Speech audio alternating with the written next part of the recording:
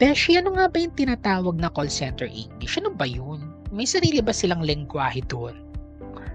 Naku, chill ka lang, Beshi. Kasi sa totoo lang ha, di mo talaga kailangang maging fluent sa English. Hindi mo kailangan maging English major para makapasok sa BPO. Iyan ang katotohanan. Okay? Yung tinatawag nilang call center English, hindi siya yung perfect accent eh. Number 1, dapat klaro kang magsalita. Number 2, marunong kang makinig. Number 3, marunong kang magpaliwanag ng simple lang. At ang panghuli, yung tone mo, dapat kalmado ka lang. Hindi ka yung parang nakikipag-trashtukan. Diba?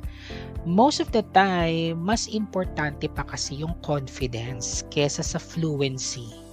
Promise. Kung ikaw yung tipo na, Sir Ramin, ako makapasa kasi barok ako. Matigas yung R ko. Yung P ko nagiging F. Naku te, ganyan-ganyan din ako noon. Diba? Walang confidence. Kaya nga ako lumagapak eh. Sa lahat ng in-applyan ko, naka-11 ako bago ko na-realize na importante pa rin talaga no, na confident ka kapag ini-interview ka. Yun, nung na-realize ko na confidence is the key, ayun, nakapasok talaga ako sa BPO. Kaya ngayon, sinishare ko sa inyo yung tips ko para ikaw naman, 'di ba? Yung makapasok sa BPO, yung maging call center agent, and in time ma-promote, 'di ba? From a call center agent to TL to operations manager, why not, 'di ba?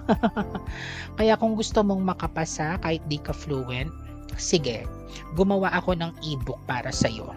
Para hindi ka na mahirapan maghanap ng mga content ko kasi ang haba ng mga video ko sa totoo lang.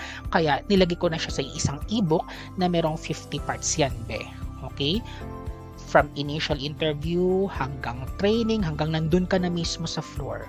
Okay? Marirealize mo na grabe, itong ebook na pala to yung solution ko para talagang makapasok ako dito sa BPO. Ayun, click mo na lang yung link kung saan makikita mo dito sa video nito, kung saan mo naman to napanood, no? Kaya wag ka na mag-overthink. Ano ba? Confidence muna ha. Yung grammar, saka na yan. Okay? Promise, maririnig mo talaga sa HR yung salitang, "You're hired."